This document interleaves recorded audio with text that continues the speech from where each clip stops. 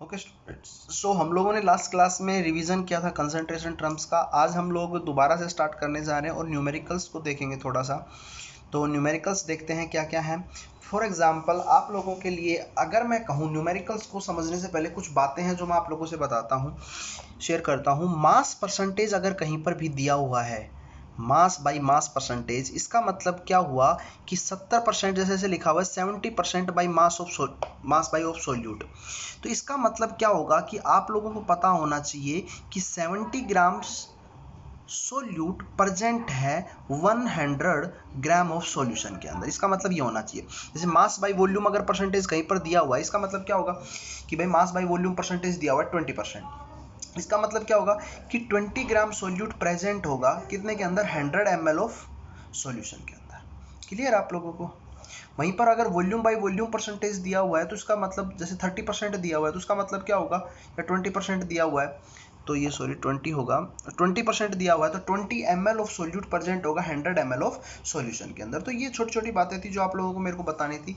अगर कहीं पर भी मोलरिटी टर्म को दिया हुआ है तो मोलरिटी जैसे लिखा होगा 2 मोलर सॉल्यूशन का मतलब आप लोगों को पता होना चाहिए क्या होता है 2 मोलर सॉल्यूशन का मतलब। 2 मोलर सॉल्यूशन का मतलब होगा 2 मोल्स ऑफ सोल्यूट प्रेजेंट है 1000 ml ऑफ सॉल्यूशन के अंदर या 1 लीटर ऑफ सॉल्यूशन के अंदर। क्लियर है? वहीं पर अगर 2 मोललिटी दी हुई है तो इसका मतलब क्या होगा, 2 मोल्स ऑफ सोल्यूट प्रेजेंट होगा 1000 ग्राम ऑफ सॉल्वेंट के अंदर। क्लियर? वहीं पर नॉर्मेलिटी दी हुई है तो इसका मतलब क्या होगा कि 2 gram equivalent of solute present है 1000 ml ऑफ सॉल्यूशन के अंदर। क्लियर है? तो ये छोटी छोटी बातें थी जो मैंने आप लोगों के साथ शेयर की। जरा देखिए इन इक्वेशन को। अभी उसके बाद मैं एक न्यूमेरिकल्स दे रखा है, वो न्यूमेरिकल्स को सोल्व कर लेते हैं। और क्या है वो न्यूमेरिकल्स, जरा देखिए। Calculate the molality of NaOH in the solution prepared by dissolve its 4 gram in enough water to prepare 250 ml of the solution। Means आप लोगों को मोलरिटी फाइंड आउट करनी है NaOH सॉल्यूशन की। अगर मैं 4 ग्राम NaOH को ऐड करता हूं 250 ml ऑफ सॉल्यूशन के अंदर तो आप लोगों को मुझे मोलरिटी बतानी है। तो देखो भाई, अभी सबसे पहले आप लोगों को क्या करना है, अगर मोलरिटी बता रखी है तो आप लोग सबसे पहले मोल्स निकाल लोगे। मोल्स आपको पता कैसे निकालते हैं, गिवन मास अपॉन किससे निकालेंगे, मोलर मास। गिवन मास कितना है 4 ग्राम अपॉन मोलर मास कितना होता है NaOH का 40, कितना आ जाएगा 0.1, इतने मोल आ जाएंगे। अब मोलरिटी का फॉर्मूला क्या होता है, moles of solute upon volume of solution. अगर वॉल्यूम ऑफ सॉल्यूशन ml में है तो हमें कितने से गुणा करना पड़ेगा, कितने से मल्टीप्लाई करना पड़ेगा, 1000 से। तो भाई 0.1 अपॉन 250 इंटू 1000 कैंसिल, कितना आ जाएगा 0.4 मोलर सॉल्यूशन। अब 0.4 मोलर का मतलब तुम समझे क्या होगा कि 0.4 मोल्स प्रेजेंट हैं 1 लीटर के अंदर। तो 250 ml के अंदर कितने हो जाएंगे आप देख लो, 0.1 ही है।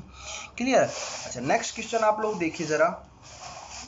एक कोई भी सॉल्यूशन है ऑक्जेलिक एसिड का, जिसका केमिकल फॉर्मूला आप लोगों को दिया हुआ है ऑक्जेलिक एसिड का, is prepared by dissolving 0.63 gram of acid in 250 centimeter cube of solution.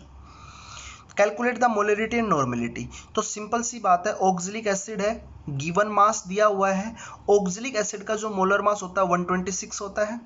ठीक है, तो आप लोग सबसे पहले मोल्स कैलकुलेट करोगे। मोल्स कैलकुलेट करने के बाद वॉल्यूम ऑफ सॉल्यूशन आपको दिया हुआ है, आप लोग मोलरिटी कैलकुलेट करोगे।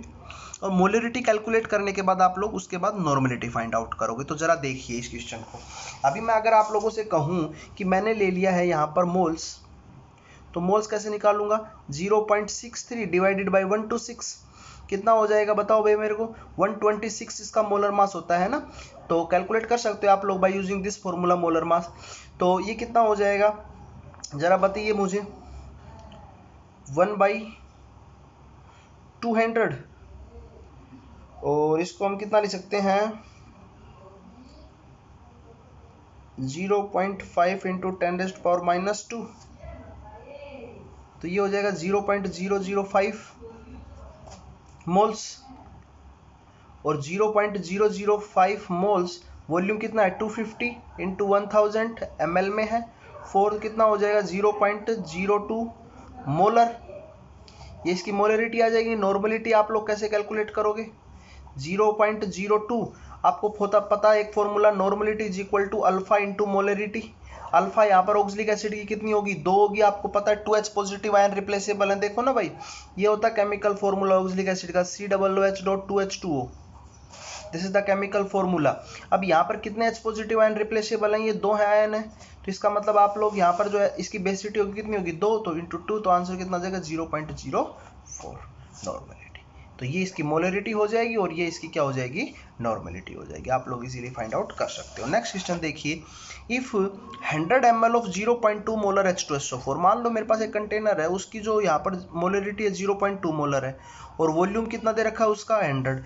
एक दूसरा सॉल्यूशन है, उसकी यहाँ पर मेरे को कितनी दे रखी है 0.1 मोलर और वॉल्यूम कितना दे रखा है, दोनों को मिक्स कर दिया, नया जो सॉल्यूशन बनेगा, तो फॉर्मूला याद आ गया होगा, M1V1 plus M2V2 is equal to क्या हो जाएगा M3V3, है ना। तो M1V1 क्या होगा, M1 कितना 0.2 इंटू 100 प्लस M2 की वैल्यू कितनी है यहाँ पर 0.2, V2 की वैल्यू कितनी है 50, यही है। M3 की निकालनी है, टोटल वॉल्यूम V3 कितना हो जाएगा 150, तो ये हो जाएगा सोल्व। M3 की वैल्यू आप लोग इजीली कैलकुलेट कर सकते हो, तो ये हमारे पास क्वेश्चन हो जाएगा। नेक्स्ट क्वेश्चन है 50 ml ऑफ 0.1 नॉर्मल H2SO4, अब H2SO4 और 100 ml 0.1 नॉर्मल NaOH का सॉल्यूशन है। अब जब एक एसिड और दूसरा बेस और दोनों को आपस में मिक्स करते हैं तो सबसे पहले हम लोगों को वहां पर ग्राम इक्विवेलेंट कैलकुलेट करने पड़ते हैं in the case of normality. तो यहाँ पर अगर मैं इसके ग्राम इक्विवेलेंट कैलकुलेट करूँ तो कितना आ जाएगा, जरा देखिए भाई 0.1 नॉर्मल का सॉल्यूशन है, तो ग्राम इक्विवेलेंट अपॉन वॉल्यूम कितना हो जाएगा इसका 50 ml, तो इसके ग्राम इक्विवेलेंट कितने हो जाएंगे 1000, 0.005 ग्राम इक्विवेलेंट, उसके कितने हो जाएंगे इस वाले सॉल्यूशन बेस के कितने हो जाएंगे 0.01 ग्राम इक्विवेलेंट। अब एक एसिड है और दूसरा बेस है, तो हम लोगों को क्या होगी यहाँ पर न्यूट्रलाइजेशन रिएक्शन होगी, जब भी उनको मिक्स करेंगे तो न्यूट्रलाइजेशन रिएक्शन होगी, तो हम लोग क्या करेंगे इसको सब्ट्रैक्ट करेंगे माइनस का 0.005, तो ये कितना बच जाएगा 0.005 ग्राम इक्विवेलेंट, यही तो बचा। अब हम लोग नॉर्मलिटी वाला फॉर्मूला कैलकुलेट करेंगे, तो नॉर्मलिटी वो कितना हो जाएगा 0.005 अपॉन टोटल वॉल्यूम कितना हो गया 50 इसका था, 100 इसका था, 150 ml में है, 1 need two multiplied by 1000, easily calculate कर सकते हो नॉर्मलिटी को। क्लियर है। एक लास्ट क्वेश्चन है और वो और देख लीजिए आप लोग,